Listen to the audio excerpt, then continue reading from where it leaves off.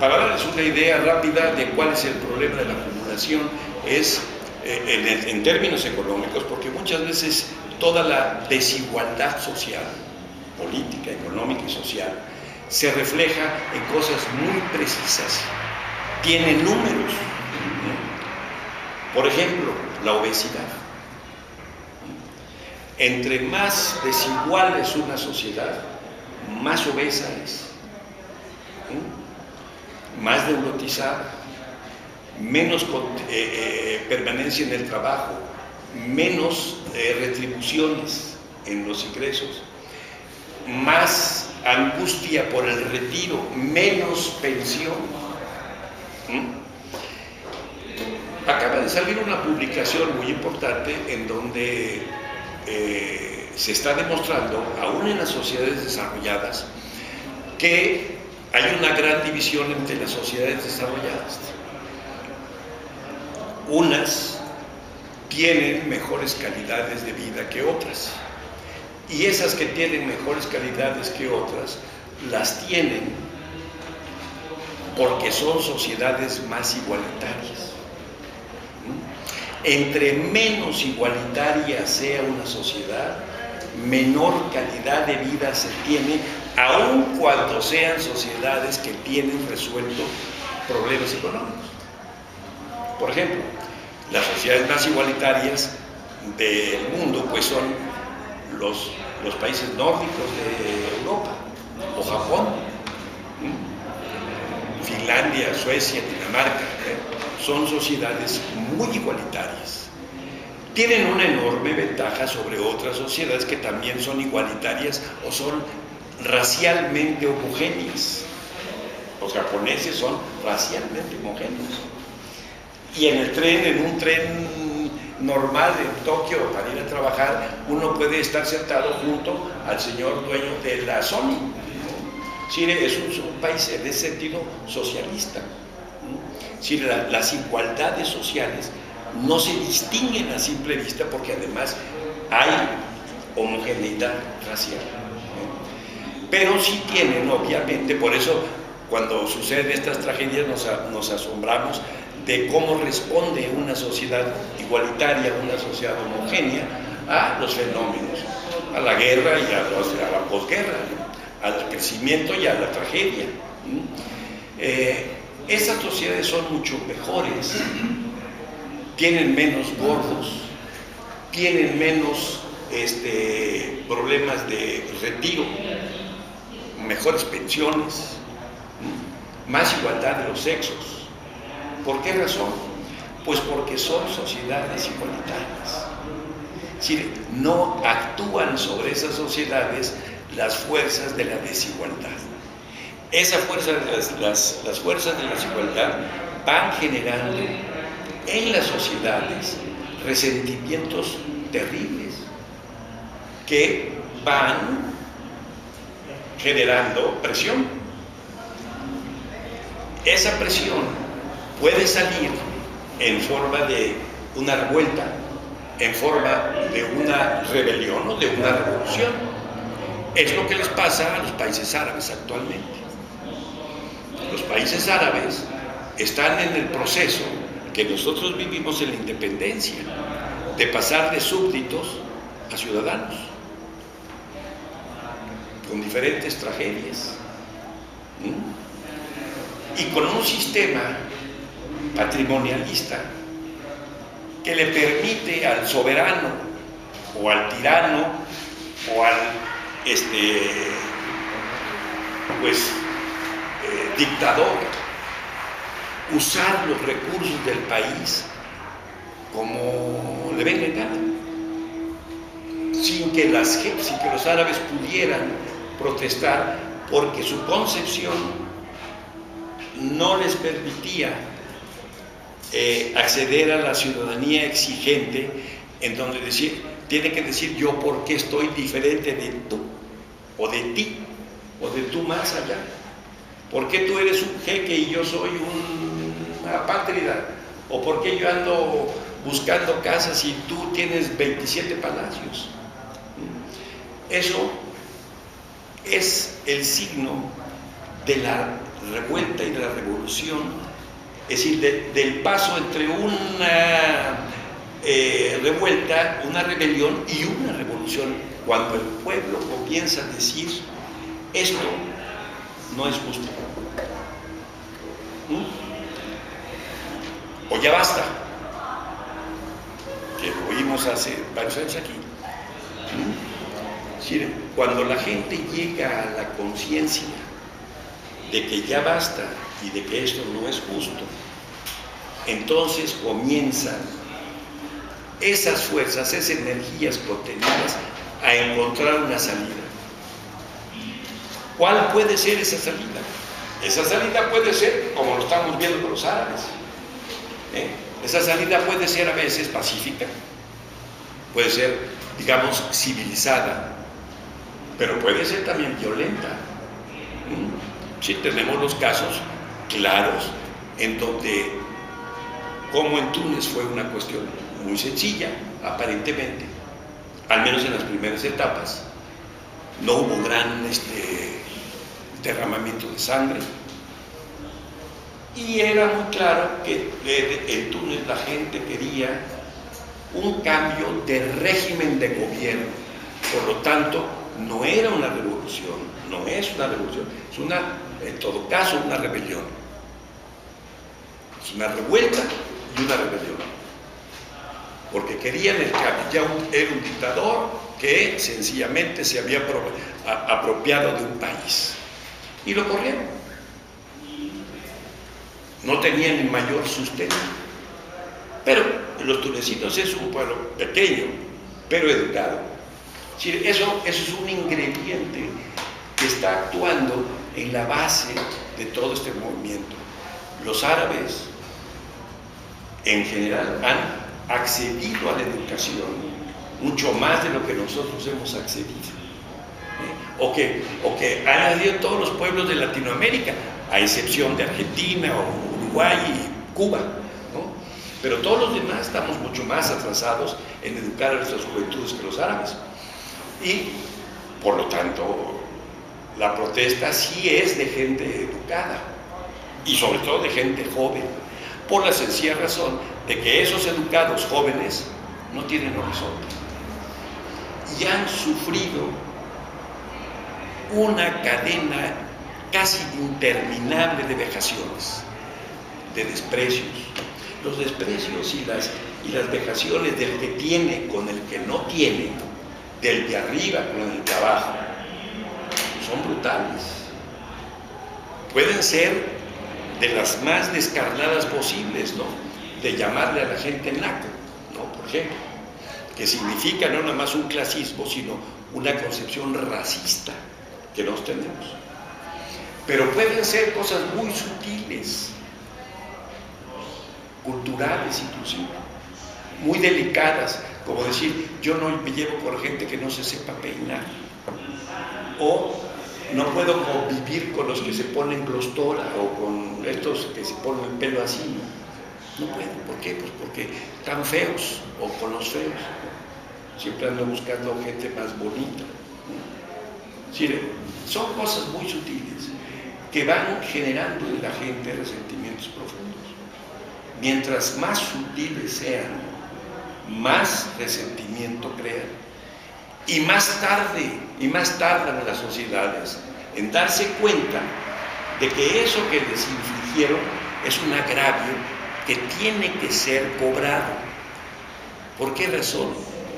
Porque la naturaleza humana sigue la ley del talión, ojo por ojo y diente por diente. No hay escapatoria a eso. Si a uno le dan un golpe aquí, puede ser que no reaccione hoy, pero dentro de 3 días le tiro una pedrada. O dentro de cuando ya me esté muriendo, le viento la madre. O alguna razón, alguna cosa tengo que hacer, porque la naturaleza mía me lo está obligando a hacer. Y los hombres y las mujeres tienen las mismas características que las sociedades. Las sociedades responden, actúan y reaccionan igualito que el individuo. porque las sociedades no son más que el conjunto de individuos, ¿eh? Entonces las sociedades también van a cobrar todos esos resentimientos en una forma u otra. La corrupción en las grandes esferas del poder lleva a la corrupción del policía de la esquina, o del jefe de mercados, o del portero de un edificio que cobra determinadas cosas, o esas pequeñas corruptelas que tenemos en la base son consecuencia directa de la gran corrupción y del gran patrimonialismo, del uso personal, indiscriminado, irracional de los recursos públicos por las grandes esferas. ¿Por qué razón tengo yo que ser honesto en toda mi conducta y no quitarle un lápiz a un fulano y no escupirle a otro, si soy un mesero que me han humillado cotidianamente al no darme propina, al pedirme las cosas en mal estado, etcétera, etcétera? ¿Por qué los meseros le escupen a los platos de los fulanos a los cuales les sirven? Esto pasa todos los días, ¿eh? Y los que no nos demos cuenta, no se dan cuenta o no quieren darse cuenta, ¿no? Pero sucede, ¿eh? Y eso es una consecuencia de aquel fulano que recibió una compañía de gratis.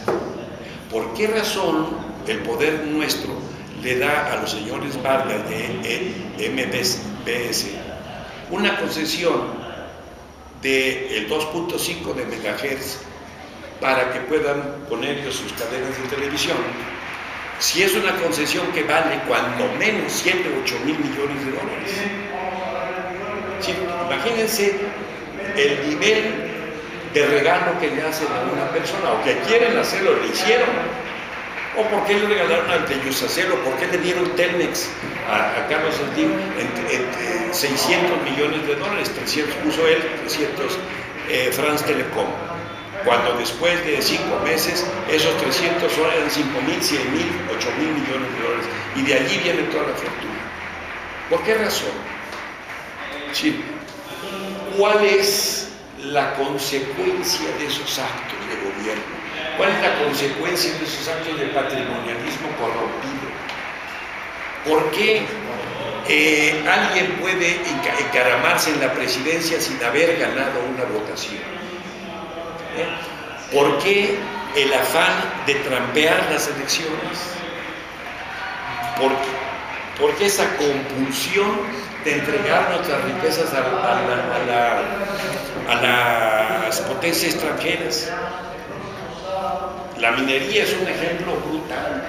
Nosotros hemos sido generadores de riqueza durante los 400 años de que fuimos colonia.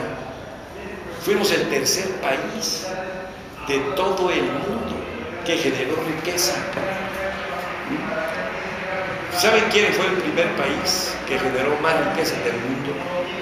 ¿A quiénes saben? Bolivia. ¿Perdón? Minerales, ¿no? Claro, la riqueza de la colonia, y ahorita también vuelven a ser los minerales. Sí, pero Bolivia, además con la mina Potosí, inundó a España de oro y plata y todo lo demás que tiene. Y después Perú y después México. Chile, acaban de encontrar un barco que iba cargado, salió de México para España y se hundió y le sacaron ahora el cargamento de oro que llevaba, y el cargamento vale 2.000 millones de dólares. Es decir, este es el valor actual de ese cargamento, que era posiblemente mayor el valor. Y eso era un barco de los 400 que salían en un año. Se acabaron, parecía que se habían acabado todas nuestras riquezas mineras hasta hace poco que volvieron de nuevo. ¿Por qué? Porque los precios minerales han subido y entonces vuelve a ser redituable la explotación minera. Esa explotación minera en México, por un cambio de ley, se les da gratuita a las gentes que quieran explotar. Si ustedes pudieran sacar su ahorro que tienen por ahí y se hicieran mineros, les regalarían una mina. ¿Por qué? Pues porque los mineros hoy no pagan nada. Nada. Antes pagaban entre el 3 y el 5% del valor de lo que sacaban.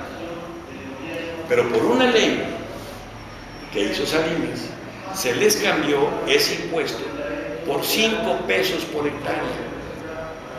Si yo tengo una mina que tiene 100 hectáreas, por 5 pesos anuales, voy a pagar, ¿cuánto?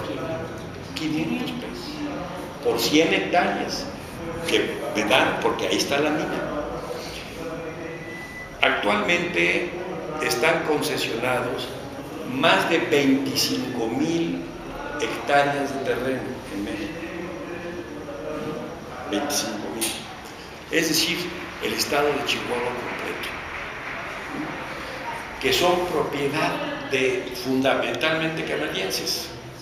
Son los que han venido, obviamente, imagínense, pues no pagan. Llegan a veces a arreglos con los lugareños, porque a veces se dan que esas minas están cerca de un pueblo, arriba, abajo de un pueblo. Bueno, ha llegado el extremo en que muchos de estos mineros quieren mudar a los pueblos. ¿Por qué? Porque abajo está la mina. O, acuérdense, la mina de San Luis, ¿no?, que tiraron del cerro que está en el emblema del estado. Ese cerro que estaba en el emblema del estado ya no hay, ya se lo acabaron, lo tiraron. Y así es el ejemplo en toda la República. Estos mineros les han permitido a estos mineros trabajar lo que se llaman las minas a cielo abierto. Sí, no son túneles, no son agujeros en el suelo, sino que van rapando el lugar. En muchos lugares lo hacen, en Alemania, por ejemplo, hay una ley en donde se puede hacer, pero a condición que después ese lugar, ese agujero que dejaron allí, lo conviertan en algo adicional, un lago, un fraccionamiento, un bosque, etc. Aquí sencillamente terminan y se van, porque no hay ninguna regulación al respecto. A veces, digo, llegan a un arreglo con los lugareños para compensarles lo que están haciendo. Por ejemplo, hay gente en el norte que tiene ejidos muy grandes y que esos ejidos son bosques. Entonces van a talar en determinado momento o espacio. Bueno, pues entonces les pagan una compensación. Pero esas son compensaciones verdaderamente ridículas, ¿no?, para el monto de los beneficios que se tienen. Por eso México volvió a ser ya, hoy estamos ya siendo el primer productor de oro del mundo, de nueva cuenta, y de plata, de plata más que de oro, pero se puede hacer de otras muchas cosas, ¿no? Igual, por eso es el progreso o digamos el crecimiento que tiene Ecuador y que tiene Bolivia y que tiene Perú. ¿Por qué? Pues porque le están sacando todos los materiales. En Bolivia ya se dieron cuenta, por ejemplo, de litio. Ustedes saben que el litio es un material estratégico actualmente, porque de litio están hechos todos los microconductores y las baterías de los celulares, por ejemplo, se hacen de litio. Y el primer productor, la primera reserva de litio del mundo lo tiene Bolivia. El 80% de las reservas de litio lo tiene Bolivia. Pero Bolivia ya no los deja explotar. Quiere industrializar. Si quiere la Motorola o quiere la Zenith o quiere la empresa que quiera hacer baterías para los coches eléctricos, para todo esto, tiene que ser trabajado y hecho con bolivianos. Lo cual, de todas maneras, les van a seguir explotando, pero menos que a que les dejen un agujero y que se lleven todo.